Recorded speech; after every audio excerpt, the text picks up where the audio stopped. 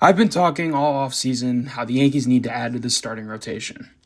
And as of Friday, January 30th, the only external addition to this roster, who is currently listed on the Yankees 2026 starting rotation depth chart, is left-handed starter/reliever Ryan Weathers, who we acquired from the Miami Marlins via trade earlier this month.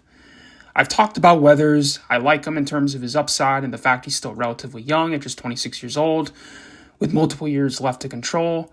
But he gets hurt a lot, pretty much every year of his career up to this point, and he hasn't pitched over 90 innings in the big league since his rookie season back in 2021.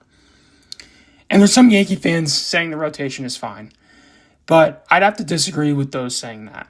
Aside from the fact you already won't have Garrett Cole and Carlos Rodon the first couple months of the 2026 season, you also won't get Clark Schmidt back until probably around late August, maybe early September, as he's recovering from Tommy John himself.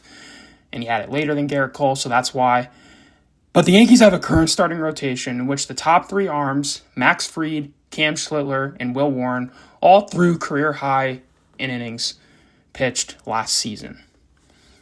And then the back end of the rotation, obviously, you have listed Luis Gil and Ryan Weathers, who have both dealt with their own fair share of injuries and having that impact their performance the last couple of seasons. The depth beyond that, you have left-hander Ryan Yarbrough, right-hander Paul Blackburn, and I'm honestly not thrilled with any of those names possibly having to jump into the rotation if anyone else gets hurt between now and the start of the regular season. I was going to make a video talking about a list of potential free agent pitchers the Yankees should target. Now, I know Jack Curry came out in the last Yankees Hot Stove and basically said he doesn't see the Yankees in the free agent starting pitching market moving forward with this offseason, and a lot of that is because they just re-signed Bellinger and everything with the current payroll and the luxury tax standpoint, etc. Now, as for the remaining free agent starting pitchers, I'm really not interested in any of them, except I have interest in one of them, semi-interest, and his name is Zach Gallen. Gallen, a starter for the Arizona Diamondbacks dating back to 2019, has had some really successful seasons in Arizona as a frontline type of starting pitcher, but also some down years. He's regressed the last few seasons, and most notably had a bad year, arguably his worst season in 2025. He posted a 4.83 ERA and 33 starts and 192 innings pitched last season. His fastball velocity has gone down, and he's had to rely more on his array of off-speed pitches, which have gotten increasingly hit harder by opposing batters in 2025. But there's some optimism here. Gallen, despite his struggles and regression over the last few years, is still only 30 years old. So there's a chance for him to bounce back, potentially, in 2026.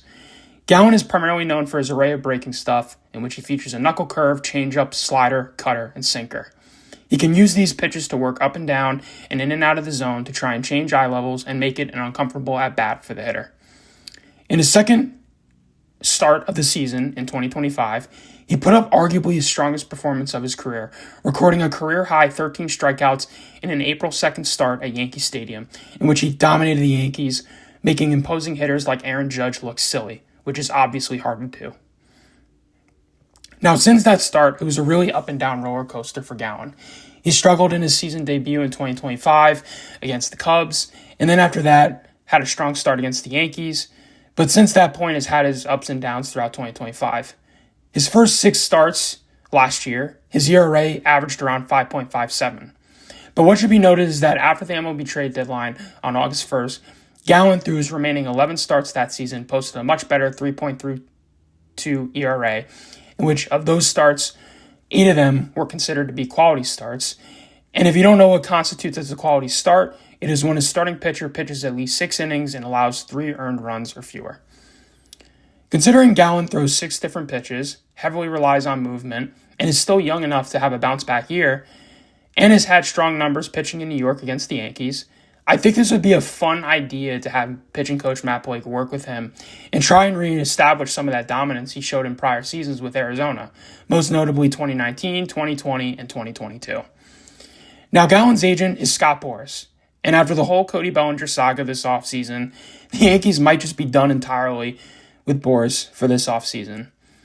Gallen reportedly had previous discussions with the Chicago Cubs on a potential deal, but nothing materialized.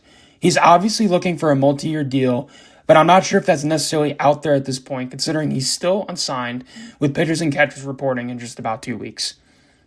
Could Gallen perhaps maybe take a 1 to 2 year deal with an option? I think if that's on the table for consideration with him and Boris, then the Yankees need to get into the mix. Now, I know the payroll is somewhere around $320 million, I believe, after the signing of Bellinger. And like Jack Curry said, they're more likely to trade for a starter than add one in free agency at this point. And a lot of that has to do with the payroll and the luxury tax and all that stuff.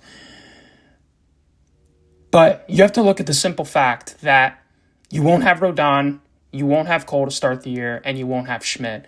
And Gallen has pitched nearly 150 innings or more the last 4 years. He's a workhorse. He can generate swing and miss.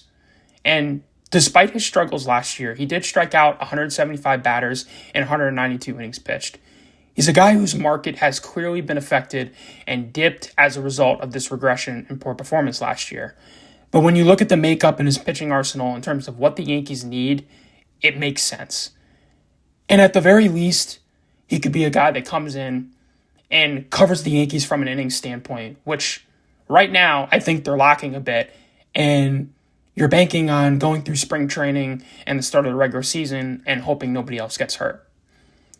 Gallen is also a local guy, originally from New Jersey, so him and Volpe would get along well.